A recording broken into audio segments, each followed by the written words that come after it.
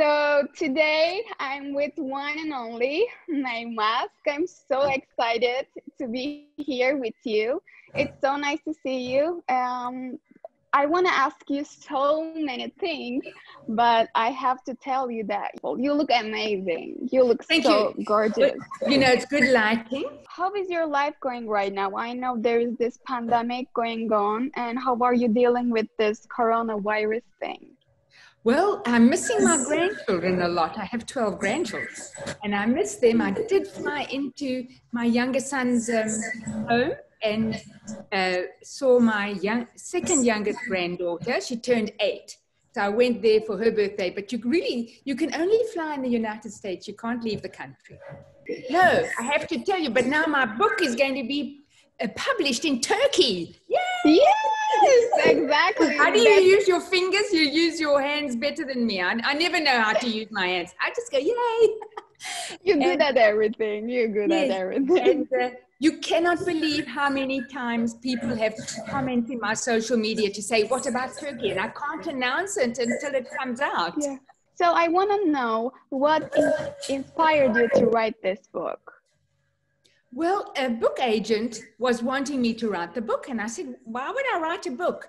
And she says, we just want to know about your life and the lessons you've learned. And I said, why would anyone want to read about my life? And then they got me a publisher. So then I have to write the book. But it's easier nowadays because what you do is you talk your stories of your life onto a recorder, and then it gets transcribed. So you're not sitting and typing away, and then you edit it, and then the editors edit it as well. And they wanted to bring in my whole life, and I have complete control, and I decide what goes in there. And so that made it easier. Yeah. I want to know that also you were a open book in your book. So you mention about from your abusive marriage, from your childhood, from your modeling career, from your, dietitian career. You literally mention about everything. So was it hard for you to open yourself to the world? Yes, it's really hard. But Elon, Kimball, and Tosca, my 3 children, said to me when I told them individually, they said, you have to talk about your struggles because other people can learn from my struggles, not to make as many mistakes as I did. And I said, what about talking about my abusive marriage? And they said, you have to talk about it. So I did. And then when my editors showed me what it looks like, I said, can you take that chapter out because it's, it's not good to talk about that. And they said, no, it has to stay in because many women are in the same situation. And you cannot believe how many comments I get. They say, it sounds like their life. In all consideration, I believe that being a dietitian is also your passion. So what would you choose, modeling or being a dietitian? And I love the variety. I love doing both.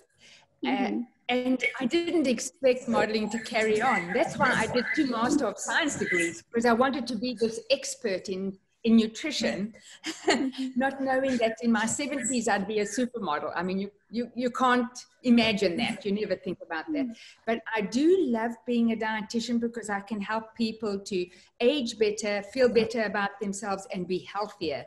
Because health is wealth. Yeah, I mean, you need to be healthy. And then as a model, they say I'm leading the way for older women to feel and look great. I wasn't expecting that. But that seems to be, if that's what's happening, I'm very happy about that. From your book and your sayings as well, I understand that you are really into the science and maths as hi Doc. Yeah, he photobombs me.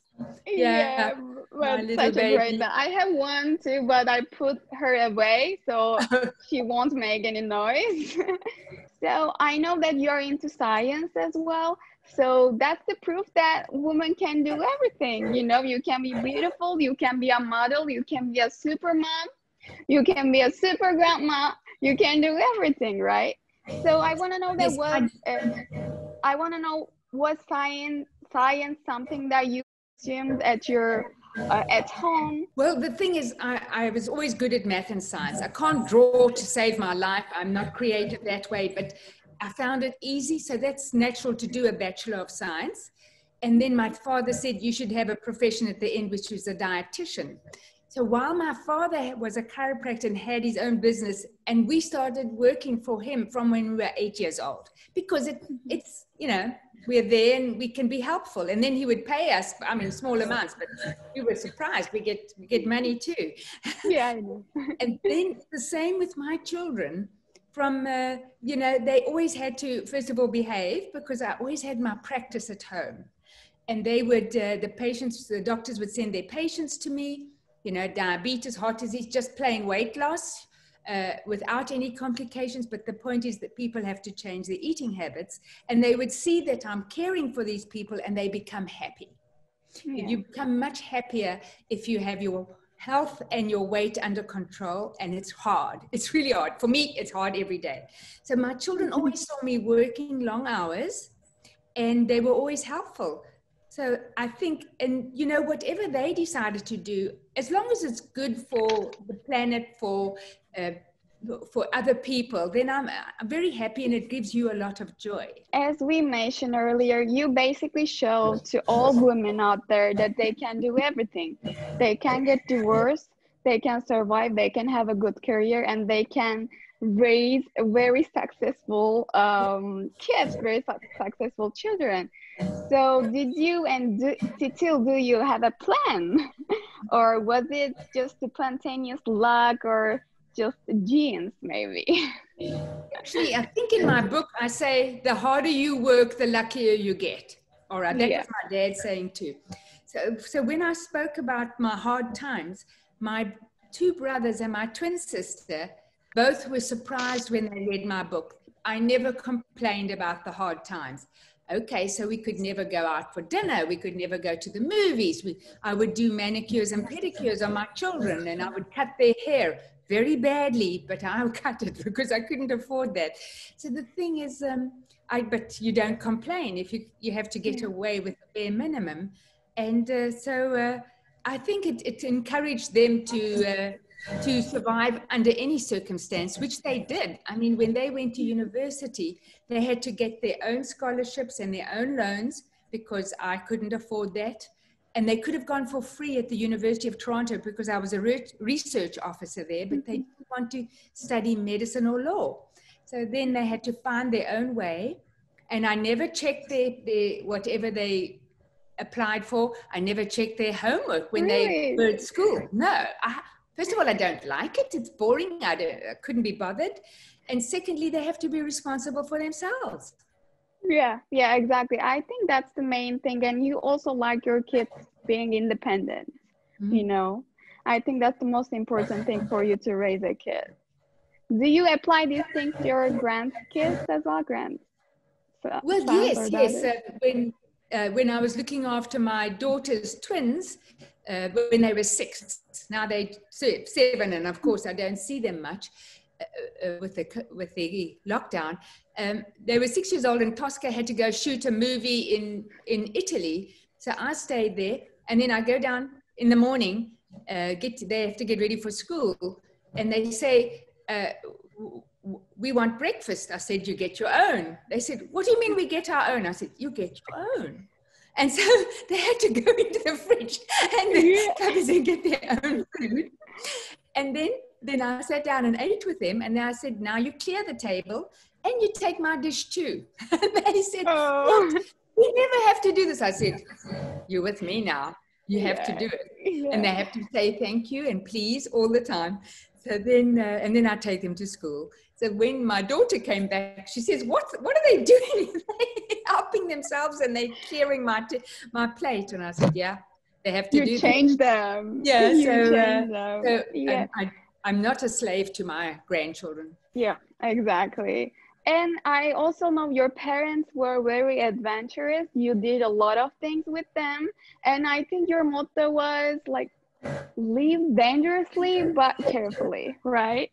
So I think those trips affect your planning skills, right? So what kind of values you learned from your parents? Well, my parents, well, can you imagine? My parents had 5 small kids and they went across the Kalahari Desert with a compass and 3 weeks supply of water, food, and petrol. So then, and then my twin sister and I, we would have turns running in front of the truck so that it didn't hit a dry log or hit a ditch, a hole in the ground. And I mean, we were 8 years old. They sent us in the front to make sure it's safe. So that was interesting. But you know, we slept at night on the desert floor, and we in our sleeping bags, and we zipped up the sleeping bags so that the hyenas didn't bite off our face. But what happens is when my children were at university and I would go and stay with them, I would sleep on a mattress on the floor. They might have picked it up off the street. I have no idea. And then, and I was fine because there was a roof over my head and there were no hyenas to bite off my face. So they did prepare me that you can plan. You can imagine what planning my mom did and dad did for that trip. But if you plan and things don't go right, you just have to keep on planning to make sure things can go better for you. And I always took too long because I always thought I could change people or I could change a situation. And then you can't, and then you're very hurt. You're very hurt and sad about it. And because people can be cruel and you mustn't mix with cruel people. Yeah, you're right. I was gonna ask this actually. You say that if you had a chance to give an advice to your young self, that would be get out of unhappy situation. So I guess that's what you did when you were divorcing or when you decided to move because you didn't have a chance from that agency. You don't know what's on the other side. You just know you're in a really bad situation and you need to get away, but you don't know. You have no confidence because usually your confidence gets knocked out of you. So then you get to the other side and all sorts of problems happen. The move doesn't work out well. You don't earn enough income. Then something, your children need to go to the dentist or something, and then suddenly you're in a very scary situation. But fortunately, when it came to schooling, they went to public schools, and I could get secondhand school uniforms and secondhand school books. Of course, they don't have books nowadays, but so there is help. You can find help. What I like the most about you is that you hate slowing down, and you're really highlighting that. If men don't have to slow down, women shouldn't have to either. What would you like to say people who think is a struggle or it's too late? I don't know about too late because I have my whole world ahead of me. Whole world ahead of me. When it comes to women, as they get older, this is what they tell me, they start being ignored, whereas men become CEOs and presidents. All right. So we need to change that.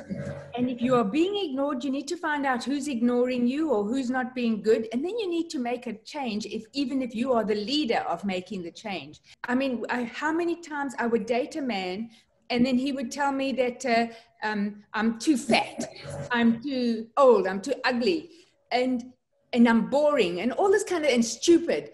So then I say to myself, but that's cruel, because if I was any of those things, you should still support me.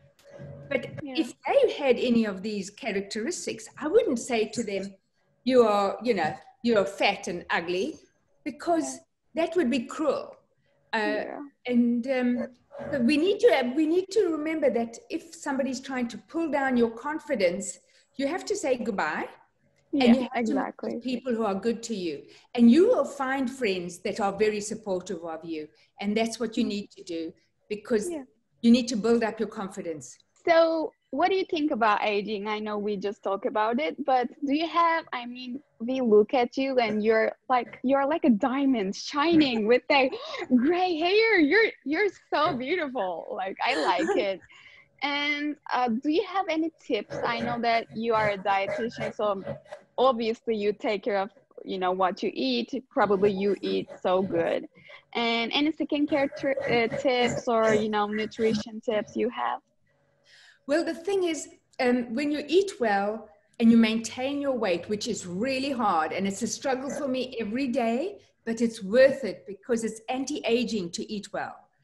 And then I have a lot of energy. I eat when I'm hungry, and the only food I have here is healthy food. But if I go out and there's a dessert, I can eat more desserts than anybody else because then the wheels come off. I mean, I have no willpower.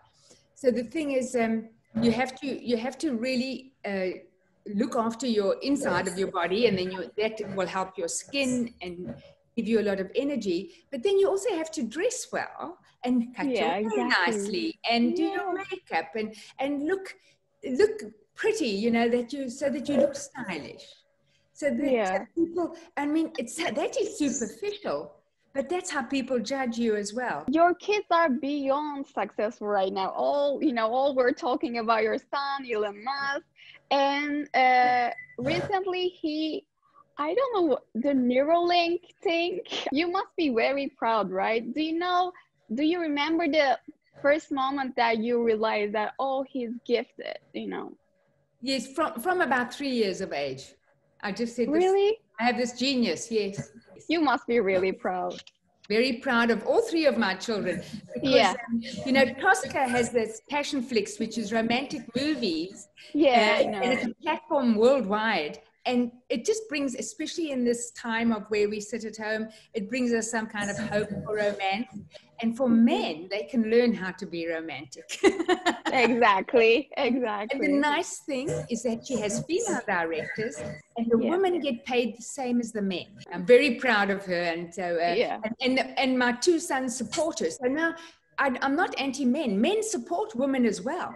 I mean, my sons, my brothers, my father, they were all treated women as equals. So that was great. But in the outside world, it can be different. Have you ever been in Turkey? I think you've been in Bodrum last year. Yeah, I was in Bodrum last year in November for a TV commercial. It was so fabulous. Really? So fabulous. And even the Istanbul airport, I was very impressed with that. Yeah. But I've also been to Istanbul, you know, on a holiday. And then I've also been to Dalaman. So, I mean, I've seen the most beautiful parts, but I believe there's so many more beautiful parts of Turkey to see. Your son came here and met our president, and he showed respect to our leader, our biggest leader, Atatürk, with his tweet, and he visited also his, he visited Anıtkabir as well. So we really love you and your family here. So I want to know that, would you like to tell something to Turkish people that really love and respect you? Merhaba Turkiye. Hello to all the Turkish people. I am so excited. My book's going to be in Turkey. And I just love the people. When I went to visit Istanbul, Dalaman, Bodrum, the Turkish people are generous. I don't know. I just had the best time with them. So I look forward to coming back. As soon as they will allow an American to leave this country and go to Turkey, I'll be on the first flight. Yeah. Thank you, May, for being with us today. It's such an honor for me to being with you and talk about your new book, A Woman Makes a Plan. And, you know, I can't wait our Turkish people to read it as well. And it's such a good book. Congratulations on that too. Thank you for being with us today. And thank you. And as I say, I'm excited too. Thank you. Have a good day. Bye. Bye.